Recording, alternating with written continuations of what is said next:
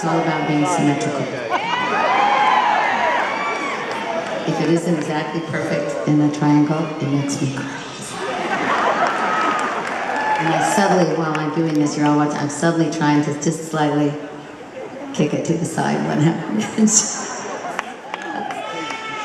In 2005, I got an invitation to go and visit the soldiers at Walter Reed Hospital. I was on tour with Fleetwood Mac, and it was a day off, and I decided to go. And I really had no idea as I was driving towards this hospital what this experience would be for me.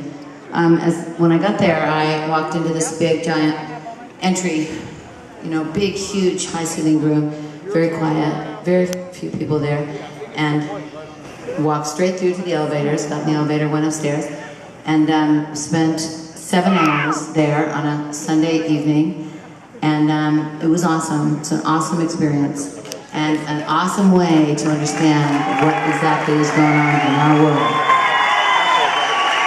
Because they know. And I don't think they say much about it to most people, but they know. So, I was like the last person to be kicked out of that hospital that night. I was like, okay, it's time for you to go now. I'm like, why? I'm happy here. And so I get in the elevator and I push ground floor and down I come and the door opens up and it's a nightmare. It is not what I had seen 7 hours before. It was full of people running everywhere and screaming. There was beds all down one side, like 20 beds. There was sirens going off, and bells and whistles. There was family members everywhere, doctors and nurses and techs, and it was a raging medevac. And it was late. It was like 1 o'clock. And so I just went, okay, just go straight to the door. And I'm walking, and I'm just like, I'm horrified, honestly. I get to the door, and of course, the car is not there. So I go outside, I'm standing on the curb waiting for the car, and just as the car drives up to take me out, the first ambulance starts coming in. And I am truly standing there like, this cannot be happening. And I think to myself, I came here a rock star without a care in the world, compared to what?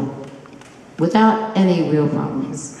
And I'm never going to be that girl again. I have, as of this day, become a soldier's mother. That was an identity that I took on in that moment. And when I got back to my hotel that night, I started writing a poem. I probably wrote 2 verses. And over the next 2, maybe 3 visits, I wrote 7 verses.